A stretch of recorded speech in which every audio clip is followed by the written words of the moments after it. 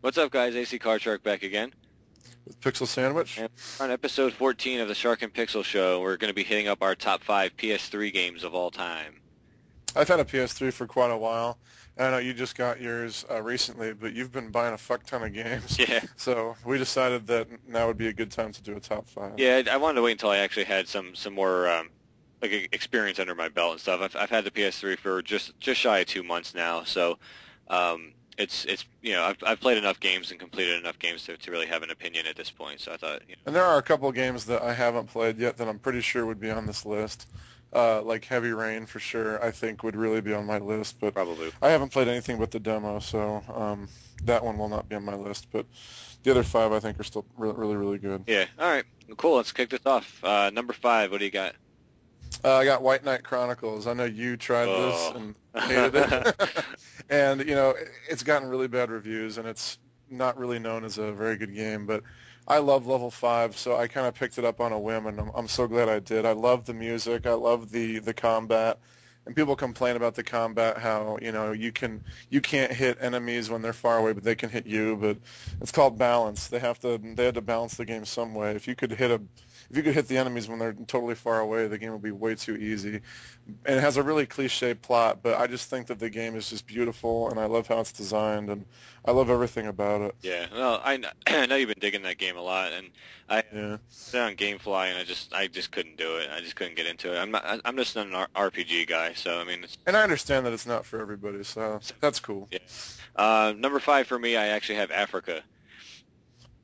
That was going to be like my number 6. It was really close. Yeah, I had that on there just because, and I've said enough about this game in past videos. I don't really have to go into too much detail, but just the fact that it's such a change of pace game. The environments are just gorgeous. The animals look real. They react in a realistic way to, like, you getting too close to them, and it's just a well thought out game. I think. I just think it's just a really good time. Yeah, I agree with you. I think it's a really underrated game. Yeah. It's gotten next to no love from the press, which kind of shocks me because it is a fantastic game. Yeah, I agree. So Africa, number 5. Number 4. Okay, my number 4. We had a discussion before we started recording about whether we should do downloadable games or just full retail games, and the reason why I brought it up was because of this next game. My number 4 pick is Flower, which is a downloadable game for the PSN. Yeah, it was pretty close to being my game of the year last year. It's only a couple hours long, but it's a couple hours that you'll never forget, and it's unlike anything else you've ever played before. Sounds good. It's just got just a wonderful, relaxing feel to it. Just awesome music, really tight controls, and it actually has a story, believe it or not, and a pretty poignant message about our society and our relationship with nature. And if you haven't tried it out, please go check it out. It's totally worth it. I think it's $10. I think it's 10. I don't know if it's still $10. Yeah, I think it is because I just looked into it recently, actually. Yeah, I know that's one that you haven't played, right? No, I haven't. I actually really want to, though. Yeah, at least try the demo. I think there's a demo for it. I haven't gotten that far. I just thought it was $10. I'm like, I don't. It was made by That Game Company, which is the same people that made Flow. I never played Flow. It looked kind of like a big screensaver, but Flower is exceptional. Yeah, that's cool. I gotta check that one out. For me, number 4 was MLB '09 The Show. Cool. It's really weird to have a sports game on a top 5 list like that, but I was just blown away by it. I've played so many baseball games in my life. I mean, dating back to the NES and like Baseball Stars and Bases Loaded all the way up through current gen. And the MLB 2K series was just such crap after the last couple of years that I put this in, and it was like better than all the MLB 2Ks combined. I mean, just the options and the graphics and how fluid and how realistic this game was. It blew me away. I mean, I really feel like I'm like trying to hit against a major league pitcher, because I keep missing. But it was just so impressive, like from the jump when I popped that game in. I love that game so much. I think what really sets that game apart from the other baseball games is the Road to the Show mode. I love that. I mean, yeah, when I first found out that I could play just one position and not have to play through an entire freaking game, I was like, that is just genius. Yeah. Why has nobody ever thought of that before? Yeah, I agree. It's the most perfect thing that they could have ever put into a baseball game because they always take like an hour and a half to finish a full game. Yeah, it's like a baseball RPG. I mean, it's great. Yeah, it's really cool, and like you said, you can like level up your guy as you go and stuff. So it really has RPG elements to a sports game, which is just crazy. Another baseball game that has RPG elements, if you guys are interested, is the MLB Power Pros series for the Wii and PS2. They're really, really kiddie looking. They almost look like a current gen RBI baseball, but they're like Japanese baseball games with, like real players, real teams, and it has like a really deep RPG mode if you guys are into that kind of thing. Yes. Just a little side note. Let's see, number 3, what do you got going? Okay, number 3, I have Demon Souls, the the exceptionally hard, difficult, pull your hair out of your head game by Atlas and From Software.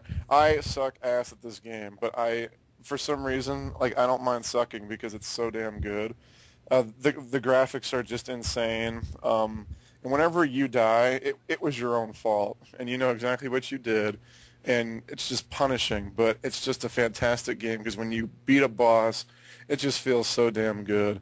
And I don't know, for a game to punish you but be so rewarding at the same time is really special. Yeah, it's pretty cool. Yeah, I haven't had a chance to bust that one yet either. I don't know if You shouldn't even bother, dude. Like, for real. I don't think I'd like it. You would despise it, yeah. Okay, but I mean, if you die, you have to go back and you have to go back to where you lost all your souls. yeah, And if you don't, or if you die on the way back to getting them, they're gone forever. And souls are like how you buy new equipment and level up, and it's just... yeah, I'm not gonna check that one out. Yeah. All right, number 3 for me, I actually have Uncharted 2.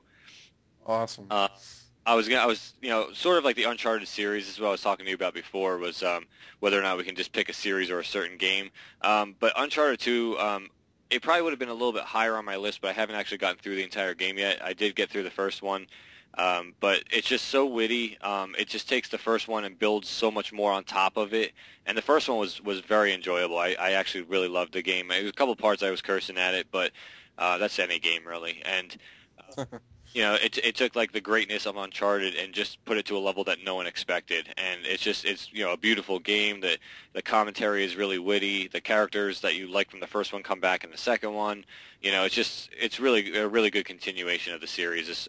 At least, I mean, I'm about 5 or 6 hours in so far into Uncharted 2, and I'm just thoroughly enjoying that game. I'm having a really good time with it.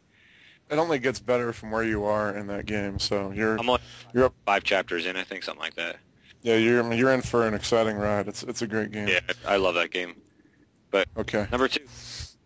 Number 2 for me is Uncharted 2. Nice. So I mean, everything you said. It's just I thought the first Uncharted was a masterpiece. Yeah, it's good. Until I played the second one, and then I saw what the true masterpiece was. I mean, it's just I can't say enough good things about it. So it's awesome. A great game. Very addicting. I find myself like wanting to like wake up and play Uncharted 2. Yeah. So, number 2 for me was Heavy Rain, and nice. I know obviously that this is not on your list, but I know it would be though. Oh, absolutely, dude. It's an amazing game. Pretty much everyone pretty much knows about this game already. If you don't, then you have no business playing video games. But it's the open world, sort of open world, but open choice making basically is the story changes based on the decisions you make in the game. And I actually only played it through one time because I did rent it. I didn't buy it. So I'm looking forward to eventually picking up a copy of it and trying to get through some separate endings and stuff in that game. But pretty much a nice continuation of the Indigo Prophecy game from the Xbox and PS2. Another great game. Yeah, just a beautiful game, and that's why I couldn't wait for Heavy Rain. That's actually Heavy Rain was the reason I bought my PS3. And, nice. It lived up to expectation. It was great. It was really good. So, I think we have the same thing for number 1. Probably. What do you have? Yakuza 3. Absolutely. Oh, I'm so glad you picked that for number 1. Absolutely, dude. It's fucking amazing. You want to do the honors and talk about it? Yeah, I'll talk about it a little bit, and I'll let you do your part too, because you have other parts about the game that I don't, I'm sure, as far as what you. Okay. But yeah, just open world, just like charming setting, like setting in Japan and stuff. Now this is also coming from someone who hasn't played Yakuza 1 or 2. it was just a good time. I mean, you know, if you didn't want to go through all the like the side or the main quest and you wanted to just wander around, you could do so. They had side quests, they had arcades, they had bowling alleys, just a whole bunch of stuff. So I just loved how open it was and how charming it was and everything. I love everything about this game. I mean, it's I couldn't ask for a game to be made for me that would be better than this game. Yeah. It's like they took exactly what I wanted and stuck it into a game. Yep. And it's by far and away my favorite PS3 game, and I'm planning on going back and beating it again shortly. And I have beaten all 3 Yakuza games, and I can honestly say this one's the best one by far. Yeah, and the hopefully 4 comes out over here. Hopefully, yeah. Everybody go buy Yakuza 3 to help that happen. Brand new, damn it. Yeah, for real. But all right, guys, that's going to wrap it up. That's our top 5 PS3 games of all time. So until episode 15, this is AC Card Shark. And Pixel Sandwich. All right, take care, guys. Late.